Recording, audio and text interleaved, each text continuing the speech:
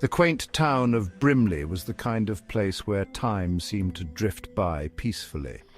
It was a place where neighbors knew each other by name, but this tranquility was about to be shattered. A darkness was descending upon Brimley. It began with the shrill ring of a telephone in the dead of night. Susan Martin was a beloved member of the Brimley community. She was a schoolteacher known for her warm smile and dedication, but recently Susan had become withdrawn. She confided in her friend about strange phone calls. The voice was deep and menacing, whispering threats. At first she dismissed them as pranks, but her fear grew. She contacted the police, but they couldn't trace the calls. The calls didn't stop. They became more frequent and menacing. News of Susan's terrifying phone calls spread through Brimley like wildfire. The once peaceful town was now gripped by fear and suspicion. Neighbors who once exchanged friendly greetings now eyed each other with distrust. The police increased their patrols, but the perpetrator remained elusive. Brimley was no longer a safe haven. It was a town held hostage by fear. Alan Baker was a quiet and solitary man. He ran the local bookstore, a place for poetry readings and book club meetings. He took his dog, Sparky, for a walk every evening at 7. The next morning, Alan's body was discovered on the outskirts of town. His dog was found whimpering beside him, its leash tangled around a tree. The police launched a full-scale investigation. Section 5. Terror grips Brimley, the shadow deepens. The quaint facade of Brimley had crumbled. Fear was now a constant presence, a suffocating blanket that hung heavy over the town. The phone calls, once a terrifying mystery, were now a terrifying reality. They were a harbinger of death, a countdown to tragedy. The residents of Brimley were living in a nightmare. The police worked tirelessly, following every lead, every whisper, every fleeting shadow. But the perpetrator remained elusive, a phantom, preying on the town's fear. The townspeople, once a tight-knit community, were now fractured by suspicion and distrust.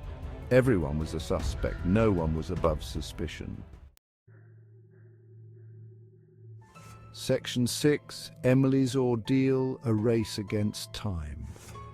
Emily Sanders was a reporter for the local newspaper, the Brimley Bulletin. She was determined to uncover the truth behind the terrifying events that had plagued her town. She began investigating the phone calls, interviewing the victims' families, and poring over police reports. But as she delved deeper into the mystery, she became the target of the callers' chilling attention. At first, the calls were just cryptic whispers, taunting Emily's attempts to uncover the truth. But soon the calls escalated, becoming more menacing, more personal. The caller seemed to know Emily's every move, her every thought. He would describe her daily routine, her clothing, even the layout of her apartment. Section 7. Face-to-face, a chilling encounter. Emily knew she was in grave danger. She went to the police, but with no concrete evidence, they were powerless to help.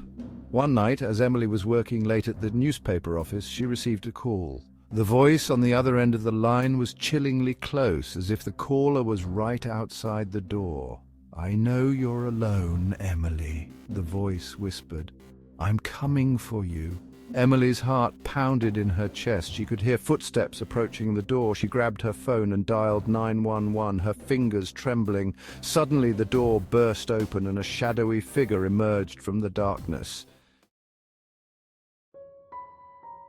Section 8. The mystery endures, unanswered questions in Brimley. The case of the midnight caller remains unsolved to this day. The identity of the person who terrorized Brimley is still a mystery. Emily Sanders disappeared that night. The police arrived to find her office in disarray, the phone dangling off the hook, but there was no sign of Emily. The town of Brimley was never the same.